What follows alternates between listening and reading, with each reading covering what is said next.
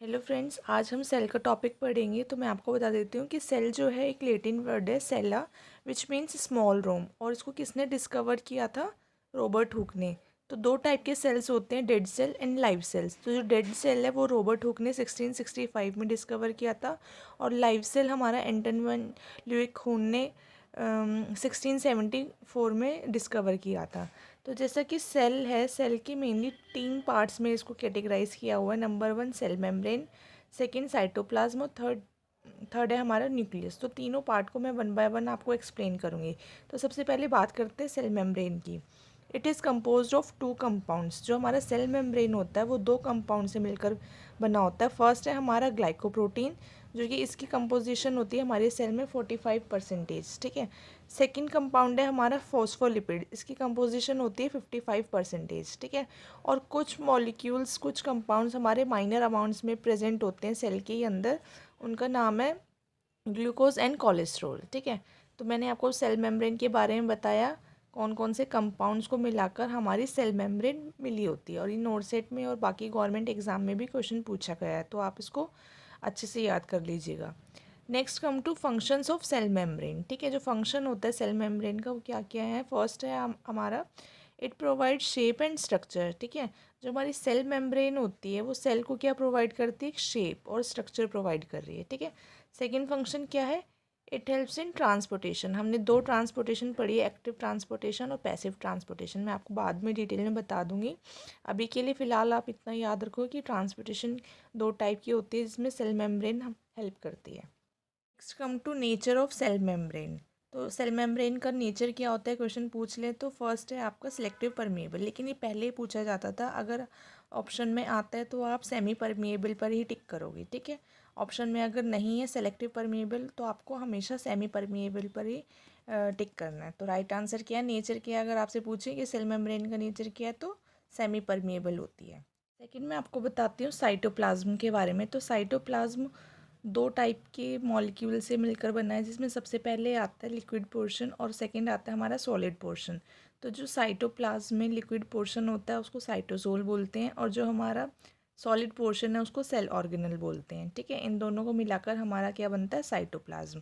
तो जो cell organelles है वो 30% में प्रेजेंट होते हैं, और जो साइटोसोल है लिक्विड पोर्शन वो 70% में प्रेजेंट होता है।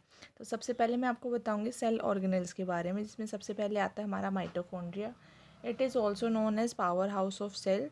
ठीक है। पावर हाउस ऑफ सेल के नाम से भी जाना जाता है। और सेकेंड है it provides energy in the form of ATP. Third point है डीएनए प्रेजेंट इन माइटोकॉन्ड्रिया। तो माइटोकॉन्ड्रिया के अंदर डीएनए प्रेजेंट होता है, लेकिन सिर्फ ये एक ऐसा ही डीएनए जिसमें जेनेटिक मटेरियल प्रेजेंट नहीं होता। ठीक है। तो इसलिए यहाँ पर मैंने पॉइंट लिखा है except nucleus DNA present in mitochondria. तो यहाँ पर कोई भी जेनेटिक मटेरियल प्रेजेंट नहीं होता। फोर्थ पॉइंट है आपका कि it is double layer membrane. जो हमारा माइटोकॉन्ड्रिया ये कैसा होता है? डबल लेयर मेम्ब्रेन का। Second next come to endoplasmic reticulum. तो सबसे पहले इसकी लोकेशन की बात करते हैं। It is present near to the nucleus. जहाँ पर भी सेल का न्यूक्लियस प्रेजेंट होता है उसके पास में क्या देखने को मिलेगा? Endoplasmic reticulum. और ये 2 टाइप के होते हैं, रफ एंडोप्लाज्मिक रेटिकुलम और सेकेंड होता है आपका smooth endoplasmic reticulum. Rough endoplasmic reticulum पर राइबोसोम्स प्रेजेंट होते हैं, और स्मूथ वाले पर कोई भी राइबोसोम्स प्रेजेंट नहीं होते, इसलिए ये स्मूथ होते हैं। और सेकेंड इसका फंक्शन मैं आपको बता देती हूँ कि रफ एंडोप्लाज्मिक रेटिकुलम का फंक्शन क्या होता है? It helps in protein synthesis. और जो आपका सेकेंड है smooth endoplasmic reticulum, it helps in lipid synthesis. ठीक है। सेकेंड फंक्शन क्या है इसका? It helps in manage toxic substance. जो हमारे टॉक्सिक सब्सटेंस होते हैं उनको मैनेज करने का काम किसका होता है? स्मूथ एंडोप्लाज्मिक रेटिकुलम का। थर्ड फंक्शन है इसका, it is also present in muscles. जो हमारे मसल्स होते हैं उसमें कौन से एंडोप्लाज्मिक रेटिकुलम फाइंड आउट होते हैं? Smooth endoplasmic reticulum. मेनली कहाँ पर देखने को मिलते हैं स्मूथ एंडोप्लाज्मिक रेटिकुलम? हमारे सार्कोप्लाज्मिक रेटिकुलम में। ठीक है। यहाँ पर क्या प्रेजेंट होता है? Calcium and phosphorus. उसके बाद थर्ड सेल ऑर्गेनल है हमारा ribosome. It is also known as protein factory. ठीक है। क्योंकि ये प्रोटीन बनाने में हेल्पफुल होती हैं, तो इसका दूसरा नाम क्या है? Protein factory. इसका फंक्शन क्या है? ये प्रोटीन को हेल्प बनाने में हेल्प करते हैं। ठीक है। सेकेंड आपको और राइबोसोम्स में कुछ याद रखने की ज़रूरत नहीं है। फोर्थ ऑर्गेनल है हमारा Golgi apparatus and Golgi bodies. It is also known as post office of cell. ठीक है, इसका दूसरा नाम मैंने आपको बता दिया, post office of cell. It is present near the nucleus. जहाँ पर न्यूक्लियस होता है वहीं पर ही हमारी गोल्गी बॉडीज़ प्रेजेंट होते हैं। और इसका फंक्शन क्या होता है कि जो भी टॉक्सिक सब्सटेंस होते हैं उसको रिमूव करने में गोल्गी एपरेटस हेल्प करते हैं। ठीक है, और इसका सेकंड फंक्शन है कि already formed protein at another site. तो जो भी सेल में प्रोटीन बना हुआ है एक जगह से दूसरी जगह ले जाने में जो काम करता है वो किसका होता है, गोल्गी बॉडीज़ का। ठीक है, मान लो कि गोल्गी बॉडी ने प्रोटीन एक जगह से दूसरी जगह लेकर जाना है, ठीक है, कहीं और जगह पर प्रोटीन की नीड है, तो वो उसको कौन ट्रांसपोर्ट करता है, हमारा गोल्गी बॉडीज़। तो इसके 3 फंक्शन होते हैं, पैकिंग का, लेबलिंग का और सेंडिंग का। ठीक है, नेक्स्ट कम टू हमारा नेक्स्ट सेल ऑर्गेनल कौन सा है, लाइजोसोम्स का। इसका पीएच होता है एसिडिक, डेट इज़ 5। ठीक है, और इसका दूसरा नाम क्या है, also known as suicidal bag और गार्बेज सिस्टम। क्यों, क्योंकि जो लाइजोसोम्स होते हैं, ठीक है, वो कभी कभी क्या होते हैं, हाइपर एक्टिव हो जाते हैं, जिसकी वजह से वो अपने ही खुद के सेल्स को डिस्ट्रॉय कर देते हैं। इसलिए उनको क्या बोला जाता है, सुसाइडल बैग्स। ठीक है, या फिर गार्बेज सिस्टम। और इसके अंदर आपको दूसरा याद रखना है कि इनको क्या बोला जाता है कि डिफेंसिव मैकेनिज़्म, क्योंकि ये अपने ही खुद के सेल्स को डिस्ट्रॉय कर देते हैं, इसलिए डिफेंस मैकेनिज़्म शो करते हैं। ठीक है, थर्ड पॉइंट आपको इसमें याद रखना है कि हाइड्रोलिटिक एंजाइम्स भी प्रेजेंट होते हैं लाइजोसोम्स में। 6 सेल ऑर्गेनल है हमारा सेंट्रोजोम। इसका फंक्शन होता है, it helps in cell division. जो सेल की डिवीजन होती है, माइटोसिस, मियोसिस, वो कौन कराता है, हमारा सेंट्रोजोम। 7 सेल ऑर्गेनल है हमारा सेंट्रियोल्स, और इसको दूसरे नाम से क्या बोला जाता है, वैक्यूल्स और सेल अल्मीरा। ठीक है, इसका फंक्शन क्या है, it helps in store extra protein और अदर इम्पॉर्टेंट मटेरियल। तो जो भी हमारे अदर इम्पॉर्टेंट मटेरियल है या फिर एक्स्ट्रा प्रोटीन सिंथेसाइज हो गया, उसको जस्ट स्टोर करने का काम होता है सेंट्रियोल्स का।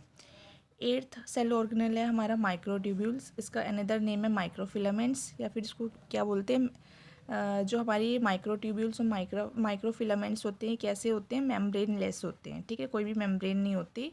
And it is also known as cytoskeleton. Filaments का क्या फंक्शन होता है, it helps in maintain shape of cell. जो सेल की शेप होती है उसको मेंटेन करने का किसका काम होता है, माइक्रोफिलामेंट्स का। ठीक है, थर्ड हम बात करते हैं न्यूक्लियस की, जो कि मेल करता है। ठीक है, तो जो न्यूक्लियस है उसका जो 2 पार्ट्स में ये कैटेगराइज किया हुआ है। फर्स्ट है हमारा न्यूक्लियोप्लाज्म और सेकंड है जो एक मेम्ब्रेन प्रेजेंट होती है surrounding the nucleus, that is known as nuclear membrane. ठीक है, इन 2 पार्ट को मिलाकर हमारा न्यूक्लियस बना होता है। जो न्यूक्लियोप्लाज्म होता है उसमें फ्लूइड प्रेजेंट होता है और मेम्ब्रेन जस्ट न्यूक्लियस को कवर करती है। फिर उसके बाद एक इम्पॉर्टेंट क्वेश्चन आता है जो कि गवर्नमेंट एग्जाम्स में पूछ लेते हैं कि what is the physical basis of life.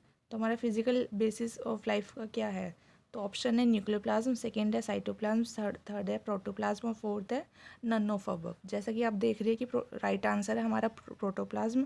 Protoplasm में क्या होता है, साइटोप्लाज्म और न्यूक्लियोप्लाज्म। ठीक है, जो यहाँ मैंने आपको बताया था न्यूक्लियस के अंदर जो फ्लूइड प्रेजेंट होता है उसको बोलते हैं न्यूक्लियोप्लाज्म। न्यूक्लियोप्लाज्म और साइटोप्लाज्म को मिलाकर हमारा क्या बनता है, प्रोटोप्लाज्म। प्रोटोप्लाज्म को ही एक्चुअल में फिजिकल बेसिस ऑफ लाइफ बोला गया है। ठीक है, तो यहाँ पर मैंने लिखा हुआ है it is also known as protoplasm, तो आप नोट डालकर यहाँ पर लिख लीजिएगा।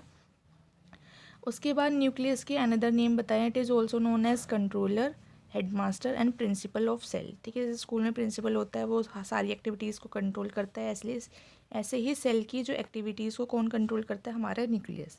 इसी के साथ हमारा सेल का टॉपिक पूरा कंप्लीट हुआ। नेक्स्ट टॉपिक हम टिश्यू के बारे में डिस्कस करेंगे। Thanks for watching, see you in the next video.